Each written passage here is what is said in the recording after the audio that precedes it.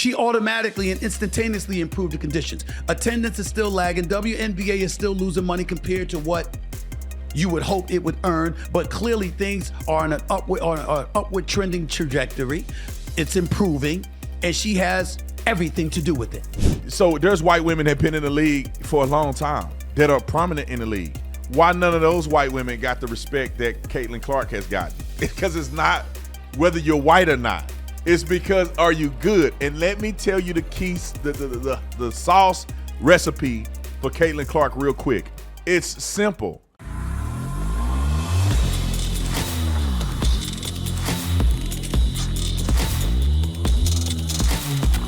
Stephen A. Smith, Caitlin Clark, the controversy continues.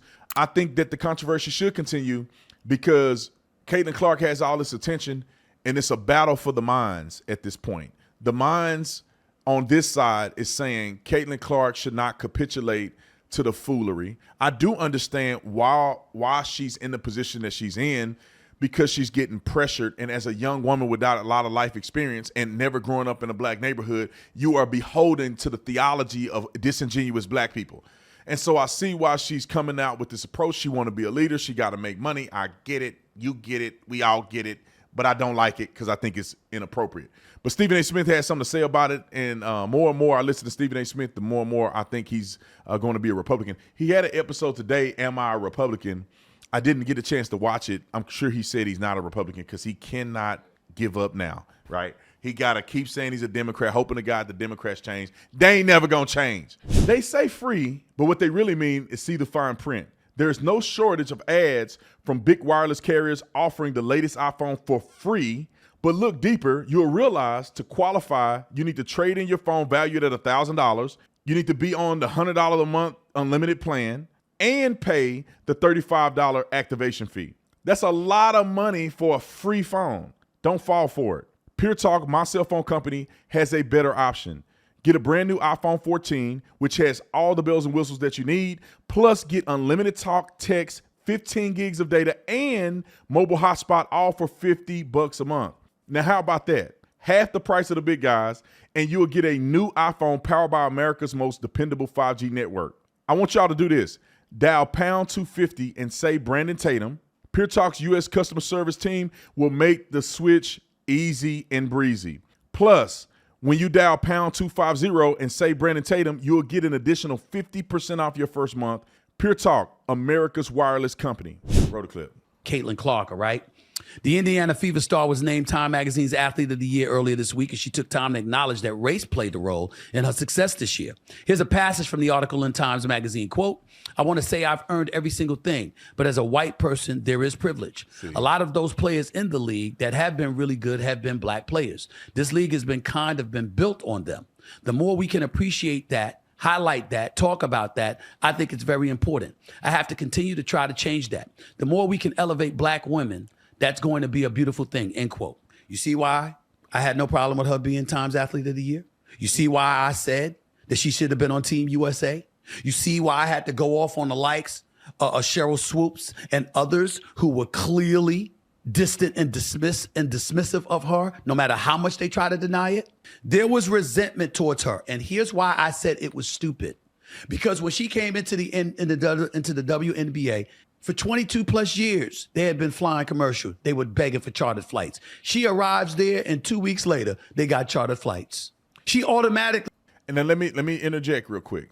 This is why Caitlin Clark was a game changer. And it's not because she's white, ladies and gentlemen. There's a bunch of white girls that have played in the WNBA. The one girl that compared herself to Steph Curry, she said, I'm the Steph Curry of college basketball. And I wrote a comment on her page, and she got so mad at me.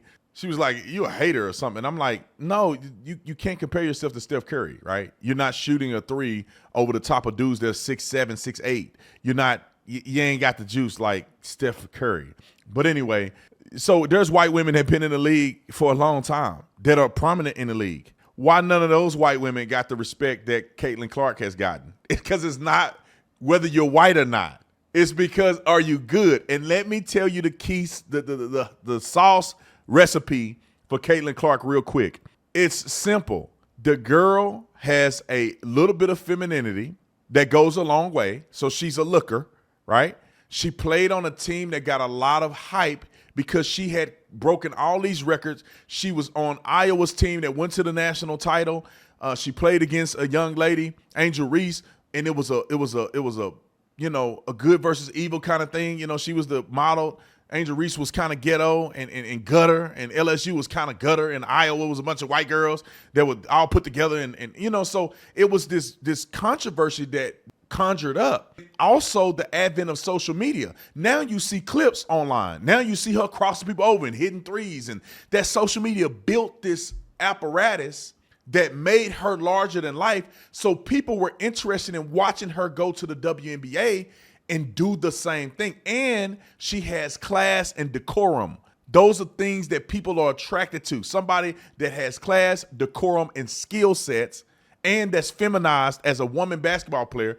She had everything to make the WNBA successful. And they weren't doing that good if it wasn't for Caitlin Clark. The stadiums weren't filled up. Like he said, they were flying commercial. You may see one of them on your flight. It wasn't until the white girl came. And not because she's white. It's because her skill set. Roll the clip. And instantaneously improve the conditions. Attendance is still lagging. WNBA is still losing money compared to what you would hope it would earn. But clearly things are on an upward trending trajectory. It's improving, and she has everything to do with it. Attendance for Indiana Fever games? Are you kidding me? WNBA draft, games on ABC, ESPN, television ratings. She's directly responsible. And people were resenting her for it, like she was the cause of the problems that they had for the lack of recognition. No, she just happened to be born white. That's it. Caitlin Clark hasn't spoken against anybody.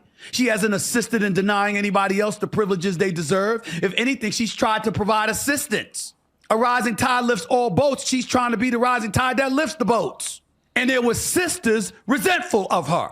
Be resentful of the system. Be resentful of the folks, primarily the white folks, who basically disenfranchised y'all all of these years before she came along, who denied you the acclaim and the allure and the profits you richly deserved. But you don't take that out on Caitlin Clark. Not her. She's the one that assists you. When black folks was marching during the civil rights era and fighting every battle they possibly could, they weren't dismissive, nor did they assist in denigrating the white people who marched with them. They saved the venom for those who wouldn't. You don't run away from people who support you. You run to them, especially when they're in a better position than you to help you.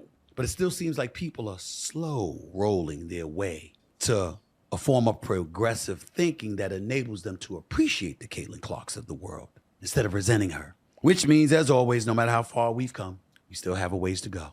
And let me add to that. It's the resentment that black people have for white people. It's just what it is. That quit playing games, like y'all quit lying.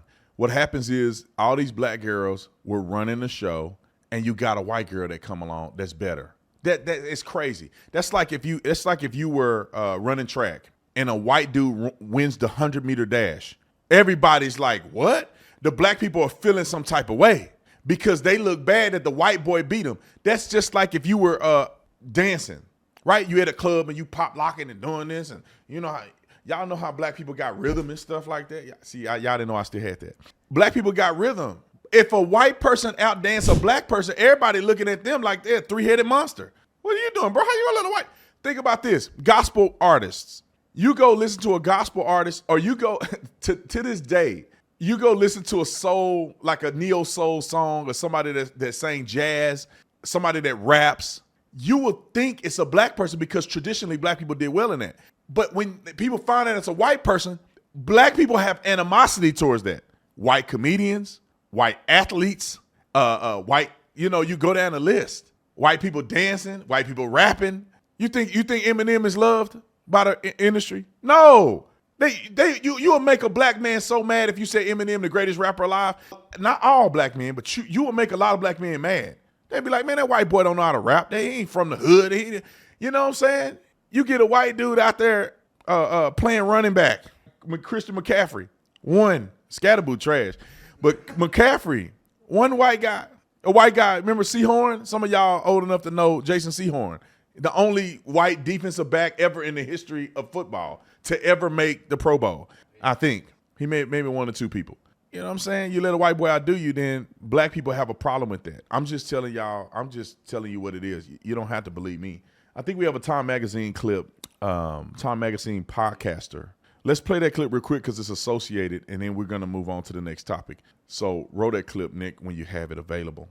And then we're going to get to that school shooter because I really want to talk about that situation because it was kind of weird. But roll the clip. Why couldn't they have put the whole WNBA on that cover? Go back. Let me frame this real quick so you know what you're watching. This woman is the most racist woman on planet Earth. It is a shame that this woman said what she finna say. I just want to preface it. So if you're driving or if you're standing up, you might want to sit down. You may not want to run your car off the road listening to how racist this is. If this was a black athlete and there was a white woman talking like this, I would be equally as infuriated with it being 2024 and people still silly like this. Roll the clip. Why couldn't they have put the whole WNBA on that cover and said the WNBA is the league of the year because of all the talent that we have? I'm curious to know who the other candidates were, but the fact that that's the very first WNBA player to ever win Time Magazine Athlete of the Year is pretty special. So after being named Time's Athlete of the Year, Caitlin Clark apologized for her white privilege and says the WNBA is built on black players. It's great that she said that, but then the real honorable thing is don't take the award. Give the award to the person you believe deserve it. I feel really bad because I've seen so many players of color that are equally as talented, and they never got the recognition. I want to know who had a better year than her. I think what she done was sensational. I think that she's getting backlash because she's white in a black person's sport, my personal opinion. He the realest dude on that show. I ain't gonna even lie. Cameron be saying some crazy stuff, but he keep it real. That's exactly what it is. She's a white girl dominating a black sport. And the girl won Time Magazine and the first WNBA player to win Time Magazine because of statistical data points, ladies and gentlemen. When you join the WNBA and they have the most viewership ever, when the Fever has stadium seats sold out in every game, and it never happened before, you got there, you have all the revenue and attention, they flying private. I mean, you're the face of the WNBA and you're a rookie. When you can put numbers up like that, she made it to the All-Star game. She wasn't at the U.S. game, which they should have done. They probably saw. I didn't even watch it because she wasn't in the U.S. game. But she made it to the All-Star game as a rookie. She is revolutionizing basketball. That's why she was up there. Not because black women did let me say this because Scott Jennings said this a while ago, and I thought he was on point with this.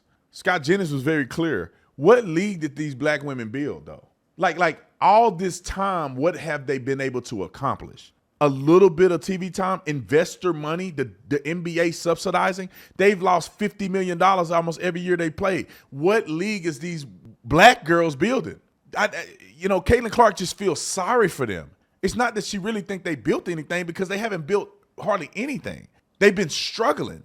Caitlin Clark the lady should have said they should have put Time Magazine WNBA Player of the Year, the NBA. Because if it had not been for the NBA, if it had not been for the NBA, the WNBA wouldn't be here. They say on the backs of the black women. No, on the backs of black men who play in the NBA because they're subsidized every year. Now, if these young black women was winning games, exciting, and they were profitable at 25 years later, I would say, it was on the back of them. No, it's on the back of the people who are donating, people who are subsidizing, sponsors. It's on their back that the league continues because the players aren't doing anything, clearly, because Caitlin Clark comes from college and she revolutionized basketball 25 years later, and she not even black. She revolutionizing the black sport, which is very hard to do for white people to really get over in a black sport, unfortunately. And y'all don't want to say it. I said it. I know what it is.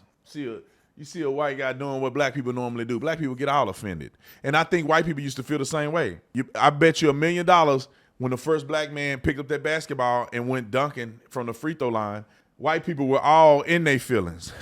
when white people got dominated in these white dominant sports by black athletes, people that were making money didn't care, but the people that were playing were like, dang, we'll never see the field again. Anyway, Let me play that clip of Scott Jennings real quick so you refresh your memory. Roll the clip. Why is she being bullied? Why is that wrong? Why is she being bullied for acknowledging something that's smart, truth, and factual? Smart, truth, and factual. A couple things. Number one, whether you're an athlete or anyone else, if I hear you use the phrase "my truth," I immediately then discount everything else you say because there isn't my truth or your truth. There's just the truth. And when you start using phrases like that, it tells me that That's not true. Your brain has been captured by something that I don't really respect. That's not true. Number two. That's not true. Number two.